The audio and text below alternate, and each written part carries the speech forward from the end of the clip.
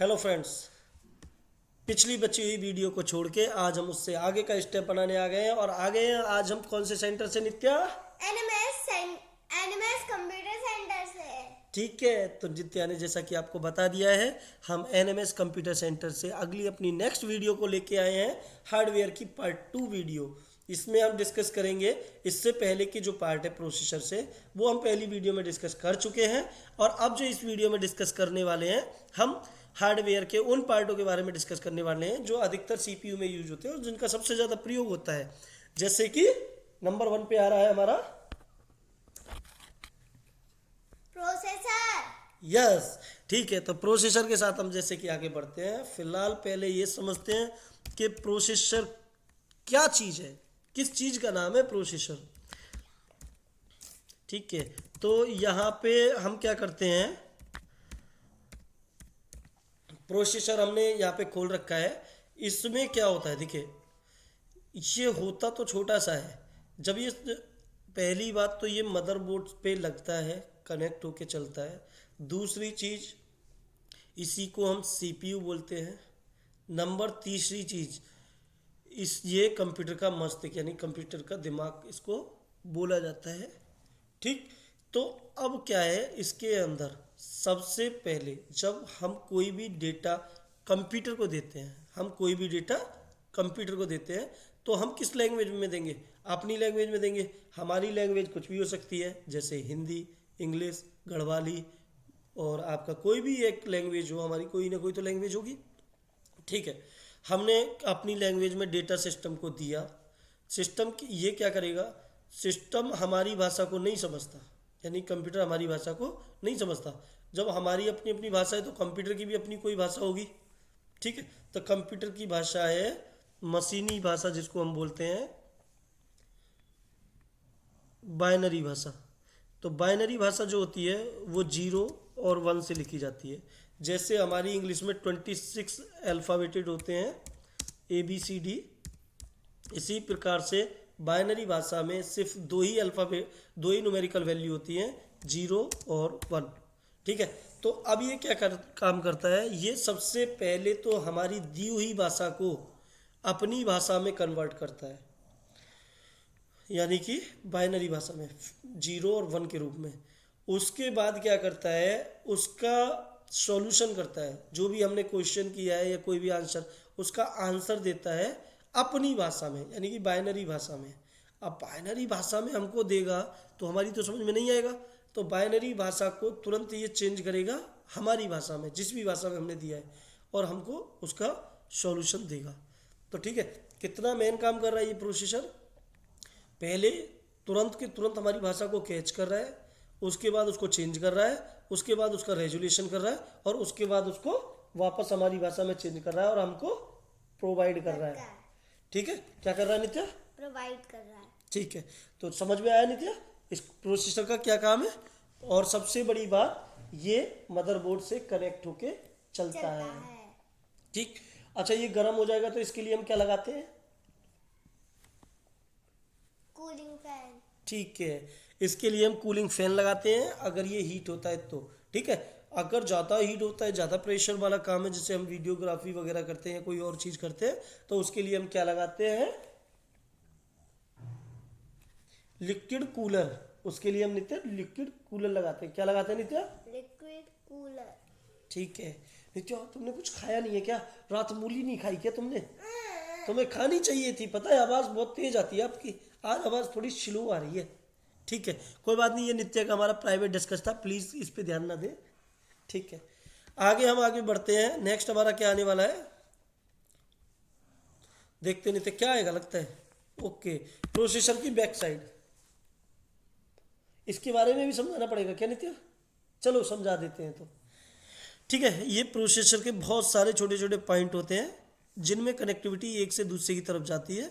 ये छोटी छोटी IC होती हैं जिनमें डेटा इधर से उधर कन्वर्टिंग होता है। ठीक है, चलिए नित्य नेक्स्ट आगे बढ़े, देख लेते हैं क्या आने वाला है अगला।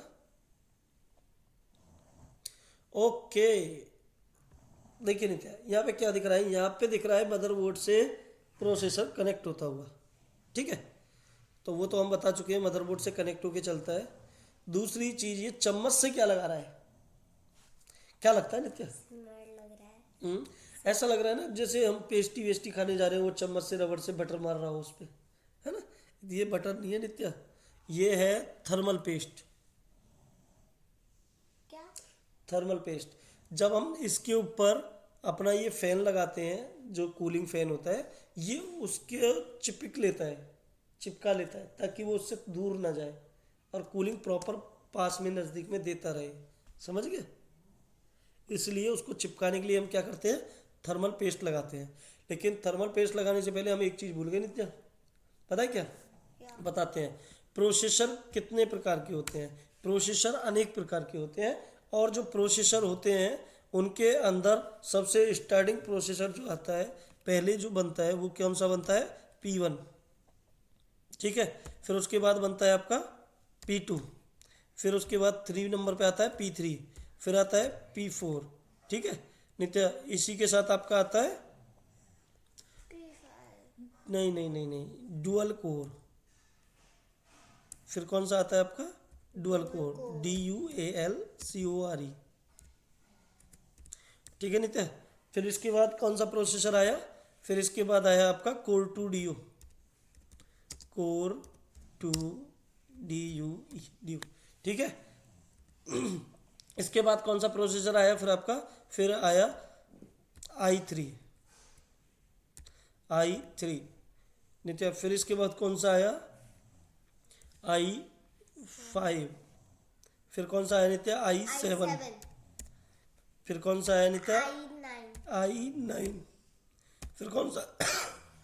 कोई सब नहीं आया। फिर आया i11 जो अभी न्यू लॉन्च हुआ है। ठीक है नित्या, समझ में आ गया यहाँ तक? ये सारे प्रोसेसर आए। अच्छा, ये प्रोसेसर तो आए, लेकिन इनके साथ नित्या एक चीज और भी आई, पता है क्या? क्या?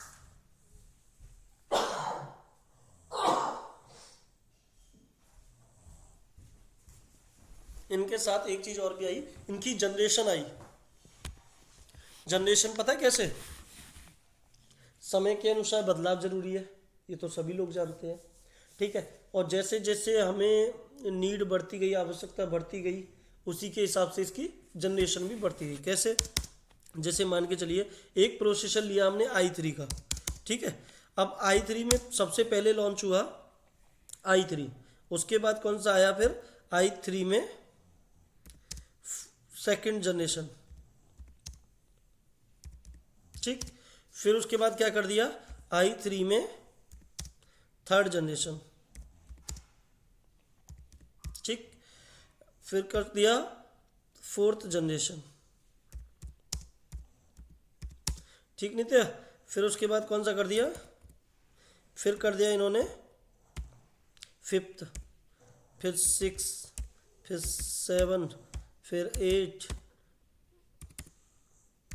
फिर 9, फिर 10, फिर 11, ठीक है। फिर 12, लास्ट 12 पे जाके एंडेड कर देते हैं। 12 से ऊपर कोई जनरेशन नहीं गई है अभी तक, ठीक है। तो इस प्रकार से क्या है, हर एक प्रोसेसर के अंदर जनरेशन आई है। जैसे अब i5 की स्टार्ट हो गई, i5 फर्स्ट तो i5 ही होगा, फिर सेकंड, फिर थर्ड, फिर फोर्थ, कंटिन्यू अप टू 12। ऐसे ही i7 के अंदर, ऐसे ही i9 के अंदर, ठीक है। तो जैसे जैसे हमें आवश्यकता पड़ती गई वैसे वैसे ये अपग्रेड होते गए, ठीक है। नेक्स्ट आगे बढ़ते हैं, प्रोसेसर से आगे क्या आ रहा है क्या? अभी देखते हैं इसमें क्या है। रेम, DDR3 की रेम बहुत इंटरेस्टिंग टॉपिक है, बहुत मेन पार्ट है सिस्टम का। अगर सिस्टम में रेम नहीं लगेगी तो सिस्टम आपका रन नहीं होगा। नित्या, अगर सिस्टम में रेम नहीं लगाई तो क्या होगा? वो आप सिस्टम आपका रन नहीं होगा। रन नहीं होगा। रन क्यों नहीं होगा सिस्टम? क्योंकि रेम वो पार्ट है जो सिस्टम को स्टार्ट करने से लेकर सिस्टम को शट डाउन करने तक परमानेंट एक्टिव रहती है। क्या रहती है नित्या? एक्टिव रहती है। ठीक है, तो सबसे पहले हम रेम के बारे में जान लें। रेम दरअसल बीमारी क्या है। ठीक है भाई, बीमारी है जब सिस्टम ऑन नहीं होगा तो हम तो इसको बीमारी ही बोलेंगे। चलो यहाँ बीमारी नहीं बोलते, यहाँ पे पार्ट की बात कर लेते हैं, वरना रेम की बेइज्जती हो जाएगी नित्या, है कि नहीं है। चलो नेक्स्ट हम बढ़ते हैं। सबसे पहले रेम का हम काम समझते हैं। देखिए रेम हमारी जो कंप्यूटर में पड़ी हुई एप्लीकेशंस होती हैं उनको रन करने में लगे हुए समय को घटाती है। कैसे, मान के चलो एग्जांपल ली, हमने यहाँ पे फायरफॉक्स पे ओके किया और ये गोल पहिया घूमा और ये फायरफॉक्स खुल गया, यानी कि ओके करने से और फायरफॉक्स खुलने तक 3 से 4 सेकंड लग गई। ठीक है, वो 3 से 4 सेकंड किस पे डिपेंड करती हैं, रेम पर। ठीक है, अगर रेम ज़्यादा होगी और ज़्यादा खाली होगी, ठीक है, तो हमारा ये 3 से 4 सेकंड की जगह 1 से 2 सेकंड में खुल जाएगा। ठीक है, तो ये किस पे डिपेंड करेगा, रेम पे। रेम हमारी उस स्पीड को करती है कंट्रोल जो हमारे सिस्टम की एप्लीकेशन खुलने में लगता है। ठीक है, अब यहाँ पे बात आ जाती है, चलिए ठीक है हमने ये भी कर लिया। अब इसमें DDR3 DDR4 इसके वर्जन सुन लीजिए पहले। नंबर 1 DDR3 1 आई थी, नंबर 2 DDR2 आई थी, नंबर 3 DDR3 आई थी, नंबर 5 यहाँ पे आया था DDR4। ठीक है, सॉरी, नंबर 5 आपका DDR5। ठीक है, तो रेम जो आपकी होती है, पहले तो ये आपके वर्जन है कि रेम भाई DDR1 की है, DDR2 के, DDR3 के, DDR4 की है। अब इसकी बात कर लें। सॉरी, मुझे थोड़ी सर्दी हो रही है। ठीक है, अब इसकी बात कर लें आगे। यहाँ पे रेम हमेशा उसके स्पेस पे डिपेंड करती है, इसका जो स्पेस होगा उस पर डिपेंड करती है। स्पेस कैसे, इसकी मेमोरी कितनी होती है। स्टार्टिंग रेम जो आपकी आती है वो आती है 128 MB, उसके बाद आती है 256 MB, उसके बाद आती है 512 MB, उसके बाद आती है फिर 1 GB,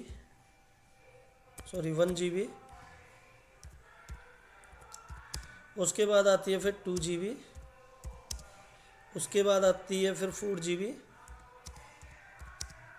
उसके बाद आती है 8 GB, उसके बाद आती है 16 GB,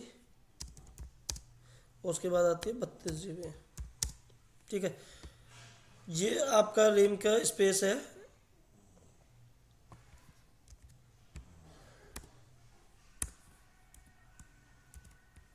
सभी रेम इसी स्पेस में आती हैं। ठीक है, तो अब अगर रेम इस स्पेस में आती हैं तो ये स्पेस का क्या काम है भाई, रेम का काम हो गया चलो स्पीड बढ़ाना, स्पेस का क्या काम है। देखिए अभी हम किसी भी सॉफ्टवेयर पे काम कर रहे हैं, मान के चलिए हम इसी पे काम कर रहे हैं नोटपैड पे, और ये डेटा हमने सेव नहीं किया है, तो ये किसके अंदर जा रहा है, रेम के अंदर। ठीक है नित्या, किसके अंदर जा रहा है ये, रेम के अंदर। क्यों जा रहा है, क्योंकि हमने इसको अभी सेव नहीं किया है। और मान के चलिए अभी लाइट चली जाती है तो ये डेटा हमारा यूं ही के तो ही क्या होगा, खराब हो जाएगा। क्यों, क्योंकि ये तो रेम के अंदर था, हमारी परमानेंट स्टोरेज में तो गया ही नहीं था। तो ये किसके अंदर है, रेम के अंदर। अभी मान के चलिए हमारे इस सिस्टम में मान के चलिए 4 GB रेम है। कौन सी है, 4 GB रेम, ये वाली। और 4 GB रेम से हमने ये डेटा बनाया है, इसने खा लिया है 1 GB, ये वीडियो चल रही है, ये खा रही है 1 GB, तो हमारी रेम कितनी खाली है, 4 में से 2 GB चला गया तो कितना बचा, 2 GB। तो 2 GB जो खाली है वो वर्क करेगी 2 GB के हिसाब से। अगर हमने 2-4 एप्लीकेशन को और खोल ली, 1 GB डेटा और चला गया तो कितना बचेगा, 1 GB डेटा ओनली। तो 1 GB डेटा की रेम जितना काम करेगी उतना काम हमारा ये करेगी, तो उतना क्या है, स्पीड घटेगी। उतनी क्या होगी, स्पीड घटेगी, उतना ही प्रोग्राम हमारे लेट रन करेंगे। ठीक है, तो इसीलिए इसको जितना बड़ा लगाओगे उतनी ज़्यादा ये काम करेगी। ठीक है, नेक्स्ट हम लोग आ जाते हैं, क्या आ जाता है हमारा, वाह, DDR4 की रोम।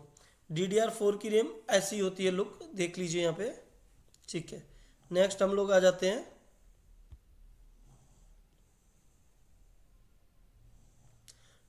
DDR4 की रैम है ये DDR5 रैम, ये कौन सी है DDR5। तो देखिए DDR4 भी आपने देख लिया, DDR3 भी आपने देख लिया और DDR5 भी देख लिया। DDR2 और DDR1 बहुत पहले चलते थे, अब इनका आगे इन फ्यूचर बहुत कम यूज़ होता है। ठीक है, नेक्स्ट आगे देख लीजिए क्या आ रहा है। वाह, क्या है ये Nitya? Cooling fan. Cooling fan. क्या है नित्या? Cooling fan. आवाज है नित्या? Cooling fan. ठीक है, इसके बाद इसके बारे में हम बात करें। कूलिंग फैन का जो काम होता है वो मदरबोर्ड से कनेक्ट होकर चलता है। दूसरी चीज ये सीपीयू के ऊपर लगाया जाता है, यानी कि मदरबोर्ड के ऊपर जो हमारा प्रोसेसर है उसके ऊपर क्या लगता है? Cooling fan. क्यों? क्योंकि उसको ठंडा करने के लिए। क्या करने के लिए नित्या? ठंडा करने के लिए। ठीक है, नेक्स्ट हम लोग आगे बढ़ लेते हैं। इसके बाद ये हमारा आ रहा है अगला, वाह, लिक्विड कूलर। अभी हम बताए थे ना प्रोसेसर को ठंडा करने के लिए हम कूलिंग फैन लगाते हैं, लिक्विड कूलर। तो नित्य ये क्या है? Liquid cooler. Liquid cooler. इसमें क्या होता है? इसमें लिक्विड भरा होता है इसके अंदर, ठीक है। और ये फैन होते हैं, ये क्या काम करते हैं? ये यहाँ से हवा फेंकते हैं ठंडी, और वो इन पाइप के थ्रू आती है इसके अंदर, इसको लिक्विड में से कूलर की तरह और ठंडा होके सीपीयू पे जाके टकती है टा। तो क्या होता है? सीपीयू हीट नहीं होता है। नित्या का सीपीयू हीट नहीं होता है। ठीक है नित्या?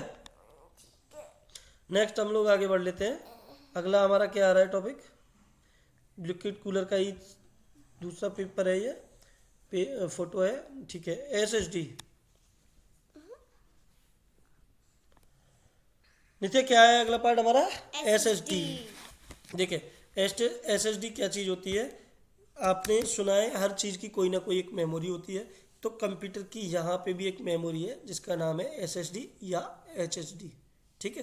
तो एसएसडी क्या है? ये कंप्यूटर की मेमोरी है। जैसे आपके मोबाइल में चिप होती है ना, इसी प्रकार कंप्यूटर की ये चिप कह सकते हो उसको आप, ठीक है। इसमें क्या होता है? जब हम कोई भी डेटा सिस्टम को देते हैं या सिस्टम में अपना कोई भी फाइल सेव करते हैं, कोई भी फाइल या डाटा सेव करते हैं, उसके लिए हमें उसके मेमोरी की ज़रूरत पड़ती है। तो मेमोरी हमारा कहाँ से आता है? एसएसडी से। तो ये हम कंप्यूटर में मेमोरी इसकी लगा सकते हैं। कंपनी कोई भी हो सकती है, लेकिन मेमोरी होती है। अब बात कर लेते हैं मेमोरी कितने कितने रूप से आती है। सबसे पहले आती है 128 GB, जो आपके सामने यहाँ पे खुली हुई है। इसके बाद आपका आती है 256 GB, फिर आती है आपका 512 GB, फिर आपका आती है 1 TB, फिर आती है आपका 2 TB, ठीक है। इस रूप में आपकी मेमोरी आती है। नेक्स्ट क्या आ जाता है देख लेते हैं नित्य। नेक्स्ट आ रहा है हमारा सब्सक्राइब हमारा चैनल करें। क्या करें नित्या? सब्सक्राइब करें। सब्सक्राइब हमारा चैनल को। नेक्स्ट हमारा है सब्सक्राइब करना है चैनल, ठीक है। इसके बारे में और भी कुछ बताएं क्या? नो। इसका तो सबको पता होगा ना सब्सक्राइब कैसे करना है। जिन जिनको पता है वो सब्सक्राइब करके दिखाएं, और जिनको नहीं पता है वो कोशिश करके सब्सक्राइब करके बेल आइकन दबा के दिखाएं। एनएमएस कंप्यूटर से आज हार्डवेयर की क्लास की वीडियो कंप्लीट होती है। इसी के साथ हम विदा लेते हैं। चले नित्या, हमको मेला देखने भी जाना है आज दिन में। बाय करो। बाय। बाय।